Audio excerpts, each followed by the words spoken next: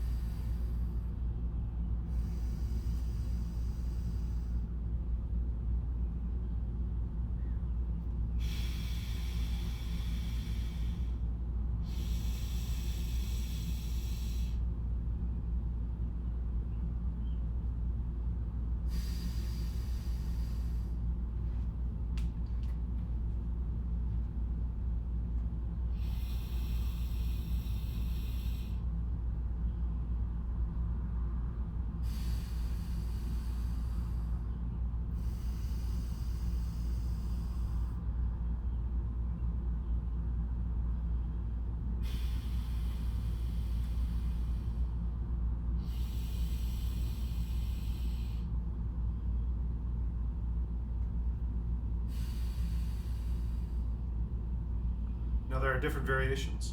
You can use middle fingers, this. It's generally not recommended to use the index finger because the index finger represents the ego. When you're holding, example, a mala for spiritual practice, the traditional recommendation is to hold it with the middle and thumb, and the ego, the index finger is pointed out, all right? And never at the image of God or whatever you're worshiping, always out.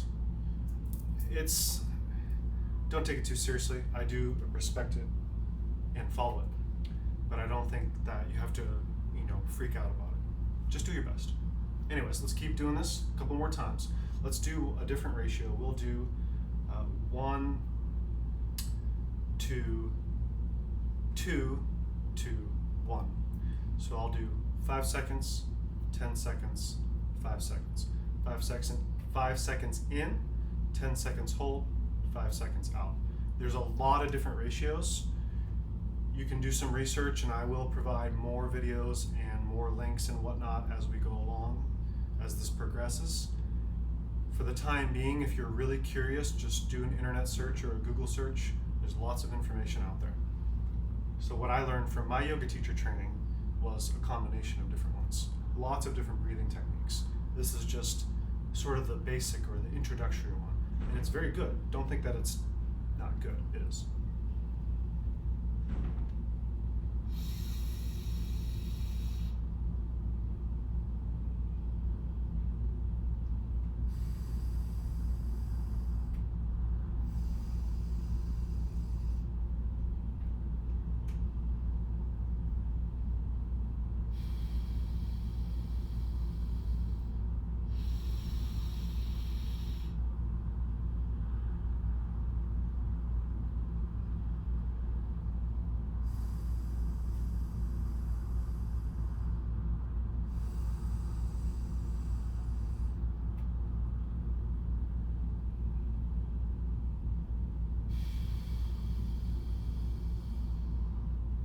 Okay, let's just do a quick recap.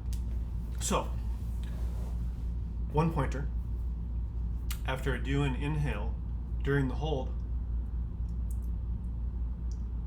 I curl my tongue to the back of the soft palate, which is above here. It kind of curls back and then touches the roof of your mouth. This is optional. However, this is the traditional form of it, and it's what I learned. And in continued practice, there is a reason for it. But again, I do want to encourage people that it is good to follow tradition, but don't get too worked up on it or hung up on it or upset about it. Just do whatever you feel comfortable with. That's my recommendation. That's what I do. So you breathe in, there's different ratios. A lot of times the out breath is longer than the in breath. The hold can vary. I would advise a little bit of caution that as far as always consult a doctor if you're going to start any kind of practice like this, any kind of exercise or yoga practice, any kind of breathing practice. The thing with retaining breath and holding your breath is it can be injurious to your lungs or dangerous if you do it incorrectly. And I would just say it's generally not recommended to do extended periods of time of holding your breath. Now this is up to you, and if you want to get a consultation on it from a medical professional, that's always good. Personally, I've never had any problem with it. I've experimented with it. Nothing's ever happened. I've never got hurt. However, if you took it too far, you could injure your lungs. So I always try to be really careful and explain everything really thoroughly, and it can be boring and long-winded, but you know what?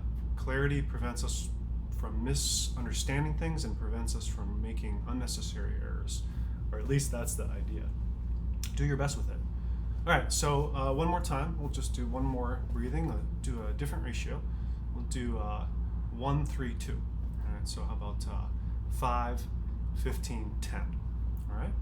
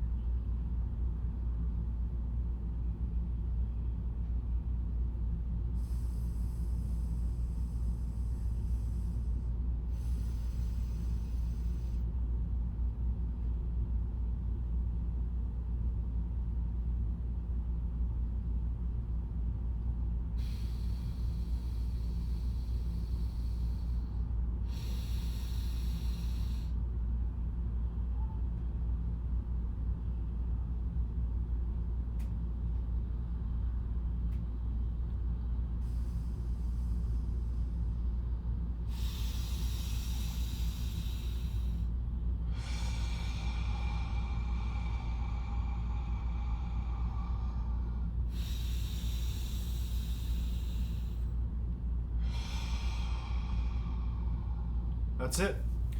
I like to do some really deep, full double nostril breaths after I do it, especially if you're doing any kind of breath retention. You know, you are exercising and challenging your lungs a little bit because you're not breathing in as much. And there is a purpose to that. It does make them stronger. Again, always be cautious with it. But don't be afraid to try things, especially something like this. It's been practiced for thousands of years. People seem to do fine with it.